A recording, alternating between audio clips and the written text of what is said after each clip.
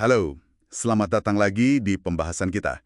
Hari ini kita mau langsung bedah nih satu aturan manajemen yang kelihatannya simple tapi wah, dampaknya besar banget. Ini dari buku Richard Templar, The Rules of Management. Fokus kita di aturan ke-32. Pastikan setiap orang tahu persis apa yang diharapkan dari mereka. Mungkin Anda mikir, lo kan udah ada job desk. Nah, kata Templar, itu seringkali nggak cukup loh. Yuk kita gali bareng. Iya, persis. Ini kejelasan ekspektasi ini sering banget dianggap ya udahlah gitu. Padahal ini fondasi mutlak. Dan ini tuh jauh lebih luas dari sekedar daftar tugas teknis aja ya. Ini menyentuh inti banget gimana tim berfungsi, gimana orang merasa perannya dihargai, dipahami. Oke, menarik. Coba kita bedah lebih dalam aturan 32 ini. Templar kan bilang, banyak banget ya kebingungan, waktu kebuang, bahkan konflik cuma gara-gara ekspektasi nggak benar-benar dikomunikasikan, gitu. Yang bikin saya mikir tuh, ini bukan cuma soal target kerjaan ya, tapi juga soal standar perilaku, cara ngomong, bahkan hal-hal yang nggak tertulis itu loh. Itu sering jadi sumber masalah kan? Betul sekali. Nah, aspek nggak tertulis ini justru sering jadi, ranjau terbesarnya. Templar kasih contoh bagus tuh. Gimana coba kita mau negur orang karena perilakunya dianggap nggak pas, kalau standar pas dan nggak pasnya itu nggak pernah diomongin jelas-jelas sebelumnya? Ini bukan soal bikin aturan kaku, seabrek gitu bukan. Tapi lebih kebangun pemahaman bareng soal gini loh cara kerja kita di sini. Termasuk etika, kolaborasi, sampai ya batasan-batasan profesional antar rekan kerja. Tanpa ini orang jadi nebak-nebak kan? Dan asumsi itu wah bahaya banget. Wah, iya juga ya. Jadi ekspektasi itu luas banget cakupannya. Tapi nggak berisiko jadi kayak terlalu ngatur banget atau malah kesannya micromanaging gitu nggak sih? Buat sebagian orang mungkin. Gimana tuh batasannya biar ya nggak terasa ngekang gitu? Nah, itu pertanyaan bagus.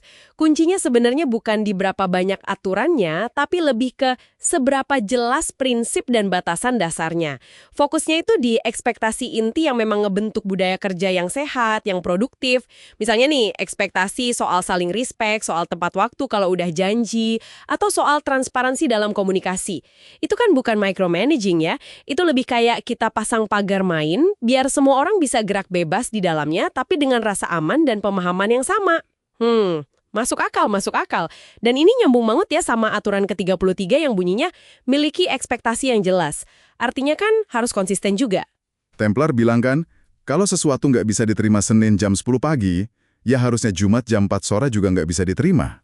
Kenapa nih konsistensi ini jadi penting banget setelah ekspektasi jelas tadi? Karena gini, konsistensi itu ya fondasinya keadilan sama prediktabilitas. Itu kuncinya. Kalau ekspektasi diterapinnya tebang pilih atau tergantung mood si bos gitu, ya udah kepercayaan langsung anjlok. Orang bakal ngerasa nggak adil, bingung, terus ujung-ujungnya motivasi turun. Gitu kan? Konsistensi itu nunjukin kalau standar itu ya berlaku buat semua, kapan aja. Ini bikin lingkungan kerja jadi jelas, orang tahu posisinya di mana. Tantangan terbesarnya justru sering di sini nih.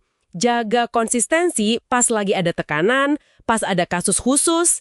Nah, di situ kepemimpinan beneran diuji.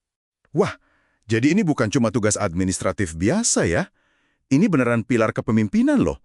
Artinya, sebagai manajer tanggung jawabnya itu ya harus proaktif, terus-menerus ngomongin, mastiin semua paham, dan jaga konsistensi ekspektasi itu, yang formal maupun yang nggak formal. Benar, ini tuh proses dialog yang jalan terus, bukan pengumuman sekali jadi.